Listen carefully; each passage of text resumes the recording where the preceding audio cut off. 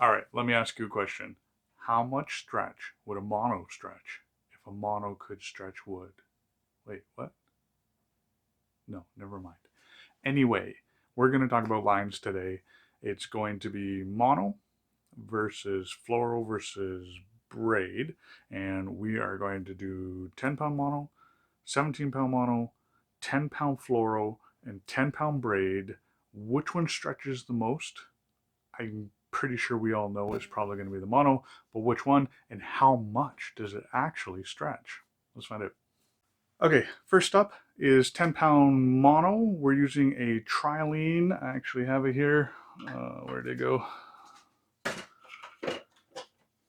It's a trilene XL smooth casting 10-pound line. This happens to be in green if that matters to any of you. Let's pull on it.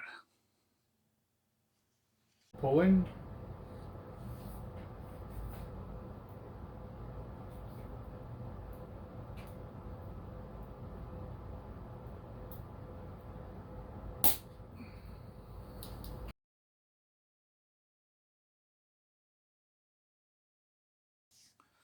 Hey, the one thing that I did notice while I was doing this is that the end that I'm pulling on, in my opinion, stretched further than the end where the lure would be tied on, where I was originally measuring it. So I have actually done it a second time and grabbed a video from my hand, pulling it back just to show, which leads me to believe that the longer the piece that you're using, the more stretch you're going to get.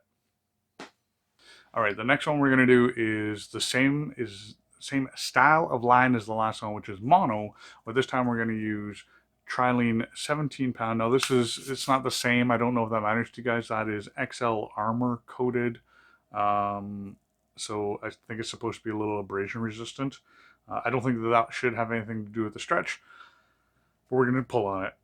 Stop saying that. Pulling.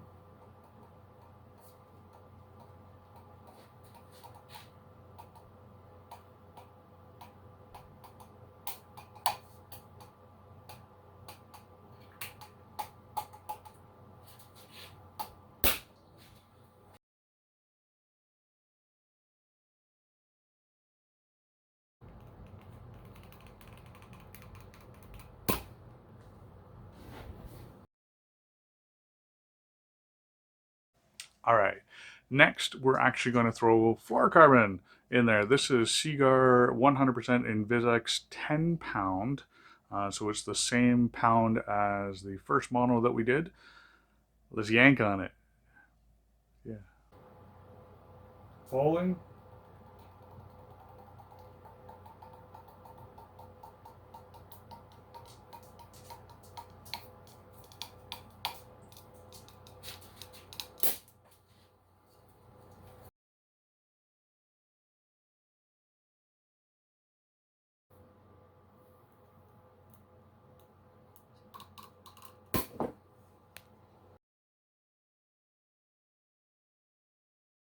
Finally, last but not least, we're going to do some Braid Original Power Pro 10-pound.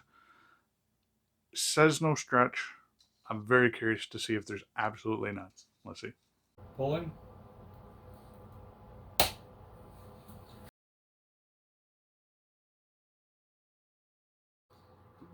Pulling.